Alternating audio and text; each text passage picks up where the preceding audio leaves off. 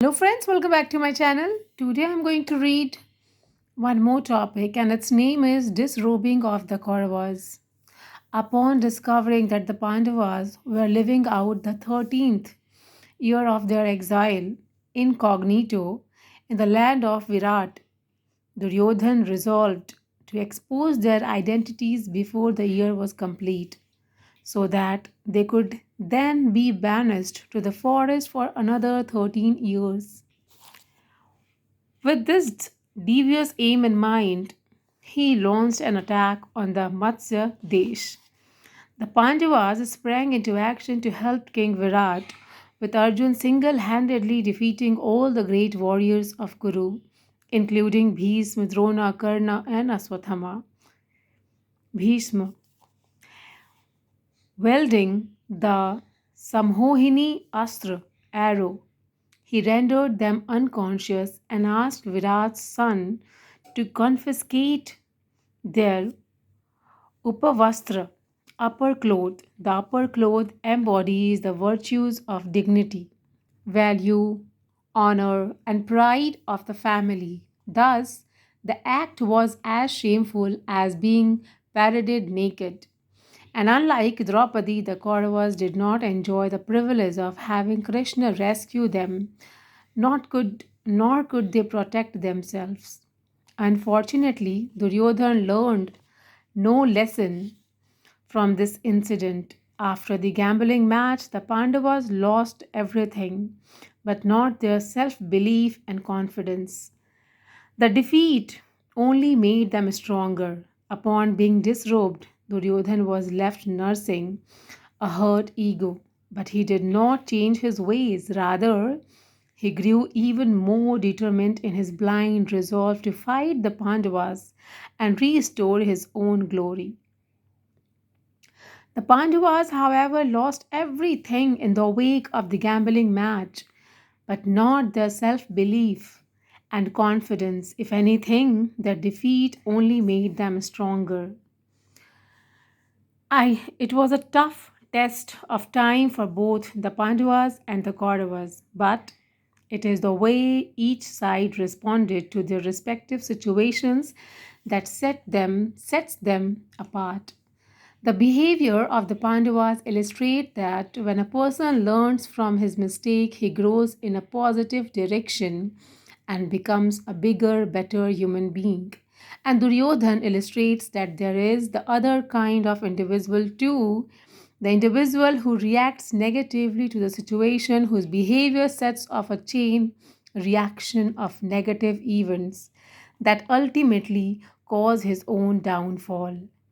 Losing their Upavastra was only the beginning of the end for the Kauravas, eventually resulting in their losing everything, even the body that envelops the soul. But make no mistake, this was not the experience of the realized soul that escapes the body to experience Atma Gyan, enlightenment. This is the corrupt person who loses everything, including his body. We live in a world that is impartial to everyone. It robes us all in our comfort zone. What determines our strength and character is the choices we make, how we respond to circumstances around us. Do we idealize the Pandavas who choose to grow despite being dishonored?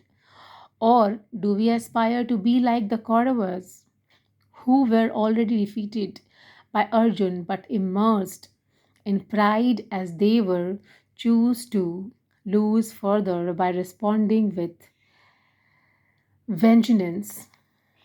The next topic is wrong but right. With the mutual consent of both parties, rules were set for the battle of the Mahabharata. But with the falling of Bhisma, all rules fell by the wayside. One of the most horrific instances of that anarchy was Abhimanyu's murder, a most heinous act in the eyes of all those witnessed this episode in the Great War. Young Abhimanyu fought valiantly, but was killed in the most treacherous manner by six formidable warriors, violating all the rules. Life can be very challenging for those who unrelentingly follow the path of dharma.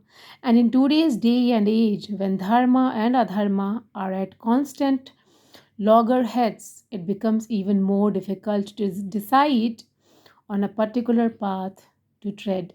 The Pandavas too shared this dilemma to fight or to fly off to the Himalayas. Sound minds think of renunciation. The weak think of retaliation, but the greatest test falls in the path of whose who are of sound mind and bounded by duty to do the needful or to do what's right. Doing the needful may be a compromise on their personal values, whereas doing what's right may enrich the community and society at large. The Pandavas made their choice unflinchingly, but in doing the needful, they apparently broke more rules than the adharmic. An objective analysis to determine which side broke more rules reveals that it was the duty bound who did so. But there was a deeper purpose here therein to prevent the offenders from doing more harm.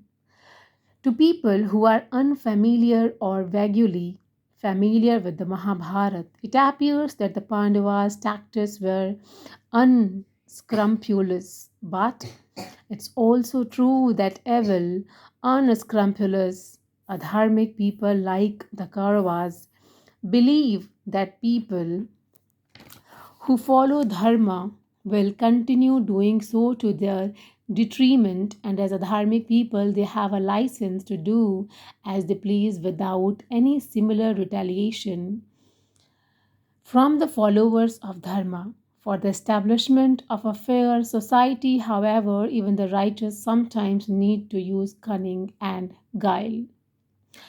In modern day society, a parallel can be found in the way police officers sometimes operate in their pursuit of criminals in a road chase. For instance, they break all the traffic rules. Similarly, under the guidance of Krishna, the Pandavas breached more rules than the Kauravas in order to restore rightful governance in Hastinapur.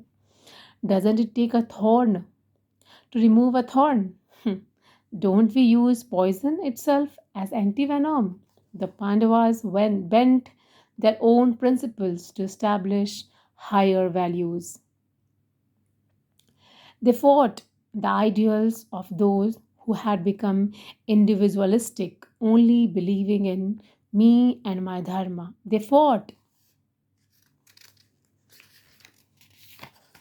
both the dharmic and the the adharmic and the dharmic, but only to attain the higher good of universal dharma. It was tough but right, not idealistic but right, wrong but right.